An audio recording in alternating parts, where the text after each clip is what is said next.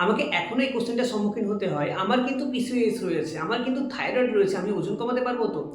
দেখুন, মানুষের মনে যে এই থিংকিংটা ঢুকে গেছে যে পিসিওএস থাকলে বা থাইরয়েড থাকলে ওজন কমবে না, এটা কিন্তু পুরোটাই ভুল। এটা কোনো ডিজিজ না যে আপনার ওজন কমতে দেবে না। এটা হরমোনাল ইমব্যালেন্স মাত্র। পিসিওএস বলুন বা থাইরয়েড বলুন, সবথেকে ১ম এ আপনার শরীরে যে ক্ষতিটা করে সেটা হচ্ছে ইনসুলিন রেজিস্ট্যান্স বাড়িয়ে দেয়। অর্থাৎ আপনার শরীরে কিন্তু সুগার ইউজ করার ক্যাপাসিটি আস্তে, আস্তে কমে যায়।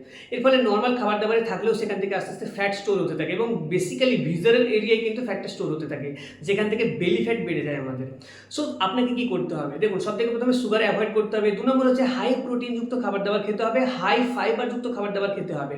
সেখান থেকে আপনি এই প্রবলেমের মধ্যে থাকলেও কিন্তু আপনি আপনার অতিরিক্ত ওজনটাকে কমাতে পারবেন।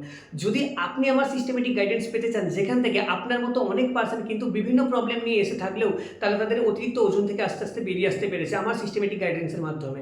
যদি সেই সিস্টেমেটিক গাইডেন্স আপনি পেতে চান, অবশ্যই কিন্তু আমার সাথে যোগাযোগ করতে পারেন।